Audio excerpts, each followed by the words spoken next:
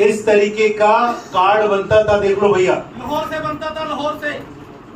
अभी देखो। और बहुत जागरूकता फैला रहे हैं जी बालक राम जी, बहुत। बालक राम जी आपका धन्यवाद। भैया बैठो बैठो।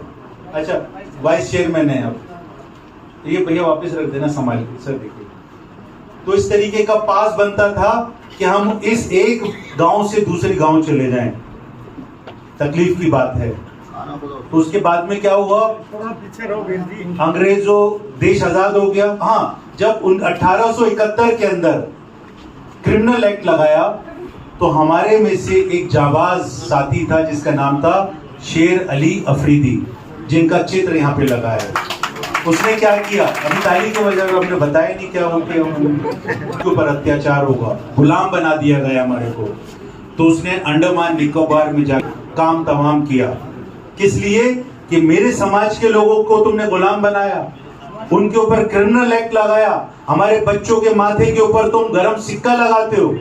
उसका विरोध इस तरीके से उसने करके दिखाया और वहां से भागा नहीं, वहां पर उसको फांसी हुई।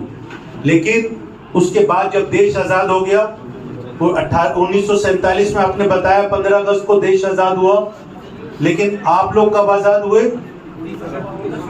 31 अगस्त 1952 में। 5 साल 16 दिन के बाद आप लोगों को आजादी मिली।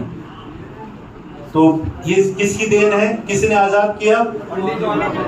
पंडित जवाहरलाल नेहरू जी ने हमारे समाज के लोगों को 1952 31 अगस्त को आजाद किया। और पंडित नेहरू अमर रहे का नारा लगाएं, पंडित नेहरू अमर रहे, आगे बोलना है, पंडित नेहरू अमर रहे। आप लोग जब अपने अपने लोगों के बीच में जाएंगे, किया और सेटलमेंट तोड़ दिया। ये जो डिक्लेरेशन है ये पंडित जवाहरलाल नेहरू ने सोलापुर में किया। एक बार भैया इनको, क्योंकि मुकुल वासनिक जी यहाँ पर बैठे हैं, इसलिए तोड़ दिया।